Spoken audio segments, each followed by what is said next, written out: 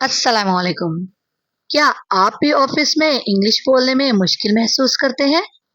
आज की वीडियो में हम सीखेंगे ऑफिस में बोले जाने वाले आसान इंग्लिश सेंटेंसेस, वो भी उर्दू ट्रांसलेशन के साथ। वीडियो को मुकम्मल देखिएगा। तो आइए हम अपनी वीडियो को शुरू करते हैं और अपनी इंग्लिश को प्रोफेशनल बनाते हैं। मैं उर्दू में और फिर इंग्लिश में सेंटेंस बोलूंगी, उसके बाद थोड़ा सा गैप दूंगी ताकि आप मेरे पीछे रिपीट करें, उसे याद कर लें। फर्स्ट सेंटेंस है, आइए आज का शेड्यूल देख लेते हैं। आप इसे इंग्लिश में यूं बोलेंगे, let's go through today's schedule. Let's go through today's schedule. अब आप रिपीट कीजिए, आज हमें बहुत काम करना है। We have a lot to cover today. We have a lot to cover today. 5 minute में मीटिंग में शामिल हो जाएं। Please join the meeting in 5 minutes.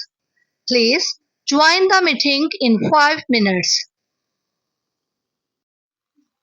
क्या आप मुझे प्रोजेक्ट की ताज़ा मालूमात दे सकते हैं? Could you update me on the project? Could you update me on the project?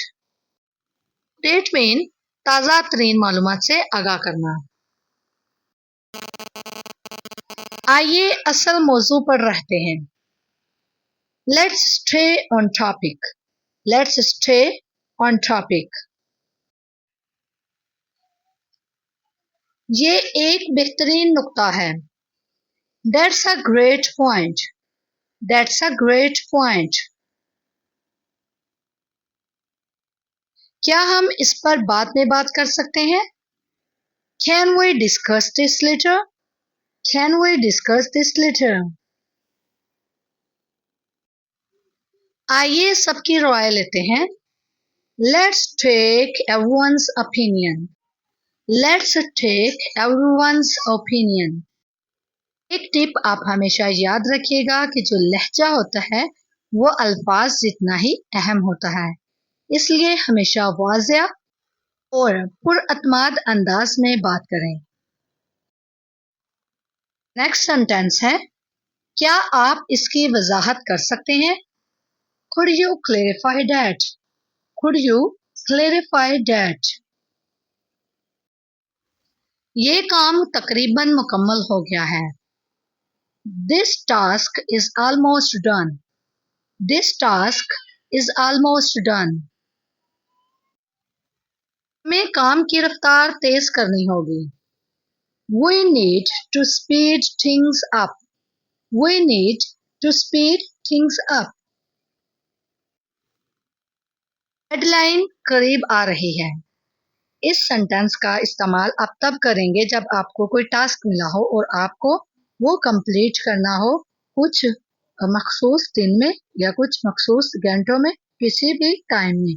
ठीक है, तब आप बोलेंगे और आप इसे इंग्लिश में इस तरह बोलेंगे, the deadline is approaching. The deadline is approaching. बराह करम इस काम को तरजीह दें, यानी कि इस काम को पहले कर दें। ठीक है, जब आपने इस तरह कहना हो तो आप इंग्लिश में बोलेंगे, please prioritise this task. Please prioritise this task. Prioritise होता है किसी भी चीज को पहले करना, अहमियत देना। बराह करम मुंसलिक फाइल देखें। Please find the attached file. Please find the attached file, यानी कि वो फाइल देखें जो आपने किसी भी डॉक्यूमेंट के साथ या किसी भी चीज के साथ अटैच की हो।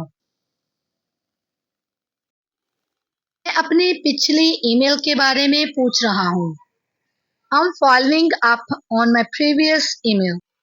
I'm following up on my previous email. ये गुफ्तगू मुख्तसर रखते हैं। ये आप तब बोलेंगे जब आपके पास शॉर्टेज ऑफ टाइम हो, यानी कि वक्त कम हो। इसकी इंग्लिश होगी, Let's keep this conversation short. Let's keep this conversation short.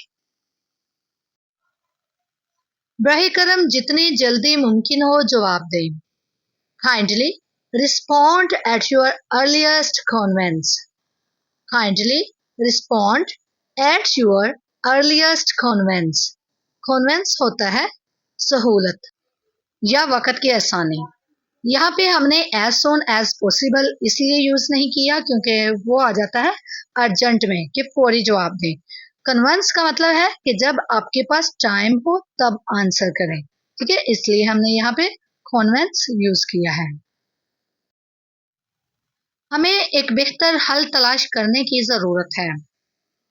We need to find a better solution. We need to find a better solution. इस पर फौरी तवज्जो की जरूरत है। This needs immediate attention. This needs immediate attention. Immediate होता है फौरी, attention तवज्जो। मैं आपकी मेहनत की कदर करता हूँ। I appreciate your hard work. I appreciate your hard work. Appreciate होता है कदर करना, तारीफ करना, सराहना। आइए इस गलती से सबक लेते हैं। Let's learn from this mistake. Let's learn from this mistake. बराह करम मुझे इस बारे में अपडेट कर दें। Could you please update me on this? Could you please update me on this? आइए इस पर बाद में बात करते हैं। Let's circle back to this later. Let's circle back to this later. Circle back का मतलब है कोई भी बात दोबारा से करना या थोड़े वक्फे बाद करना। मैं इस पर आपको बाद में जवाब दूंगा। I'll get back to you on that. I'll get back to you on that. क्या आप मेरे लिए ये वजाहत कर सकते हैं? Could you clarify that for me? Could you clarify that for me? मैं आपके बरवक्त जवाब की कदर करता हूँ। I appreciate your prompt response. I appreciate your prompt response. यहाँ पे prompt response का मतलब है फौरी जवाब। Response होता है जवाब देना, prompt मतलब फौरी तौर पे। आइए इस मीटिंग को मुख्तसर रखें। Let's keep this meeting brief. Let's keep this meeting brief. हम दोनों की राय एक जैसी है। We are on the same page. We are on the same page.